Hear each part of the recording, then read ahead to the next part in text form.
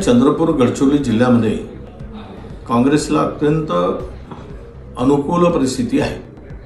सगळीकडे काँग्रेसचे नगराध्यक्ष पदाचे उमेदवार आणि नगरसेवक पदाचे उमेदवार एक प्रचंड ताकदीनिशी लढत आहेत। एकीकडे धनशक्ती आहे आणि दुसरीकडे मात्र श्रमशक्ती आहे। या सगळ्या परिस्थितीमध्ये लढणं, धनशक्तीच्या विरुद्ध जनशक्तीला आणि श्रमशक्ती म्हणून लढणं, हे आता आमच्या कार्यकर्त्यांची खरी म्हणजे कसोटीच आहे। पण याही परिस्थितीमध्ये सगळीकडे आम्हाला जो रिपोर्ट आहे, या दोनही जिल्ह्यामध्ये 10 नगरपालिकांच्या ठिकाणी किमान 8 नगरपालिकेवर काँग्रेसचा झेंडा फडकेल आणि तशी परिस्थिती सुद्धा आहे।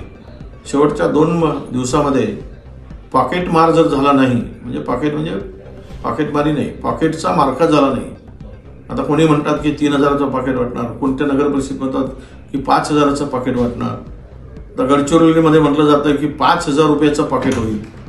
तर हे सगळं काही जे रिपोर्ट्स मिळत आहेत त्यातून एक वाटतं की या पैशाच्यामुळे काही निकाल फिरले जातील का, कारण प्रचंड पैसा त्यांच्याकडे आहे, पूर्ण देश आणि महाराष्ट्र लुटलेला आहे। त्यामुळे आता सध्या या स्थानिक निवडणुकीमध्ये भारतीय जनता पक्षाला आशा तीच आहे की हमारे पास में धन है, धन के भरोसे आम्ही निवडणुका जिंकू, पण तुम्हाला लोक, जनता यांना त्यांची जागा दाखवतील। ते पैशालाही जुमानणार नाही, पैशाला भीक घालणार नाही आणि यांच्यामध्ये जी काही आता सत्तेची गरमी आहे ती उतरवल्याशिवाय राहणार नाही, असा मला विश्वास आहे।